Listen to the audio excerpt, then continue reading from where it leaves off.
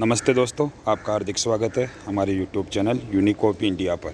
गहलोत जी ने भी मान लिया कि पेपर आउट हुआ है। आप उनके ट्वीट को ध्यान से देखोगे कि आप भीड़ इकट्ठी कर लो, भड़काने का काम करो, ये अच्छी परंपरा नहीं है। ये अगर परंपरा रही होती तो आगे बढ़तिया कैसे होगी। तो यह विपक्ष को समझना चाहिए कि ऐसी गलती नहीं करे। अब इसके बाद में देखना दोस्तों कि क्या बोल रहे हैं, क्योंकि जब बीजेपी का शासन था तब भी पेपर आउट कई बार हुए हैं। हमने तो रीट के पूरे प्रोसेस को बड़े अच्छे ढंग से मैनेज किया है।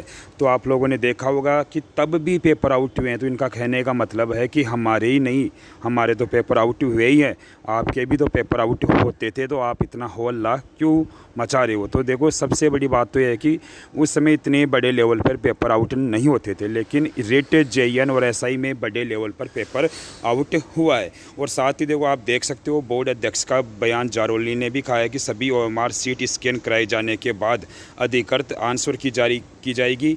किरोड़ी लाल जिस आंसर की बात कर रहे हैं बोर्ड की नहीं है। रीट का एक प्रश्न पत्र भी लीक नहीं हुआ है। एसओजी की अब तक की रिपोर्ट में केवल 4 लोगों तक ही पेपर पहुंचा है। यानी जारोली ने भी मान लिया कि पेपर 4 लोगों तक ही पहुंचा है। तो जहर चाहे कम हो चाहे ज़्यादा हो, जहर तो जहर ही होता है। तो इसलिए देखो, ये सभी जो बयान हो रहे हैं वह सब यानी एक तरह से इनके आक्रोश को व्यक्त कर रहा है। जिस प्रकार से राजस्थान का युवा और विपक्ष सरकार पे हमलावर हो रहे हैं, तो सरकार बौखला गई है और आनन फानन में सरकार के मंत्री, मुख्यमंत्री और बोर्ड अध्यक्ष ऐसे बयान जारी कर रहे हैं।